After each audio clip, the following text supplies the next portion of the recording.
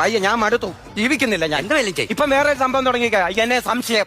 സംശയോ? സംശയം പറയും, ഞാൻ എല്ലാം ഞാൻ വിളിച്ചേ പറയും. ഞാൻ ഓമനിക്കുട്ടി വന്നേ. നീ അടിക്ക്, ഞാൻ 2 ബുക്കൂടെ അടിച്ചു മാറ്റാം. എന്റെ ഓമനിക്കുട്ടി വന്നേ.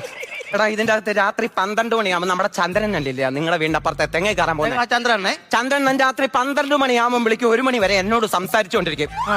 ഞങ്ങൾ കുറച്ചു നേരം 1ഉം 2ഉം പറഞ്ഞ് സംസാരിക്കും. അത് സംശയം. അതിനെന്ത് സംശയിക്കാതിരിക്കുന്നത്? എനിക്കറിയത്തില്ല, അത് സംശയമാ. എന്തോ മനുഷ്യൻ. അത് പോട്ടെ. 3 മണിയാകുമ്പോ നമ്മുടെ ബിനു ഇല്ലേ ബേക്കറി പോന്നെ, 3 മണിയാകുമ്പോ വെളുപ്പിനെ 3 മണിയാകുമ്പോ 3 മണിക്കാവും വിളിക്കുന്നത്. അവന്റെ പെണ്ണുമ്പിള്ള ഉറങ്ങണമെങ്കിൽ 3 മണിയാവും. അവന്റെ പെണ്ണുമ്പിള്ളക്ക് ഇവനെ സംശയമുണ്ട്. അതുകൊണ്ട് എന്നിട്ട് ഇവനോട് ഈ ഫോണും കൊണ്ട് ഞാൻ ഇറങ്ങിപ്പോകുന്നത് എങ്ങനെയാണെന്നറിയാമോ? ഈ പാവപ്പെട്ട മനുഷ്യൻ കിടന്ന് ഉറങ്ങുമ്പം അങ്ങനെ ഉണർത്താതെ പതുങ്ങി ഞാൻ ആ ബാത്റൂമിന്റെ അവിടെ പോയിരുന്ന് ഞാൻ ഫോൺ ചെയ്യും.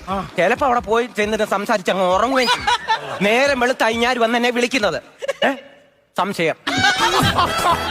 എന്ത് സംശയം. അങ്ങനെ കുടുംബം എങ്ങനെ മുന്നോട്ട് പോകും? അതുകൊണ്ട് എനിക്ക് ഇങ്ങാരുടെ കൂടെ ജീവിക്കേണ്ട, എനിക്ക് ഡിവോഴ്സ് വേണം. എന്തുവാ അവനെ അവളീ പറയുന്നേ? ഇവിടെ ഇരുന്നോണ്ടേ മൂട്ടുമൂലിലും വഴിയും കാണിച്ചോണ്ടിരുന്നു. പേടമാൻ വഴി തെറ്റിക്കൊണ്ടിരിക്കുക.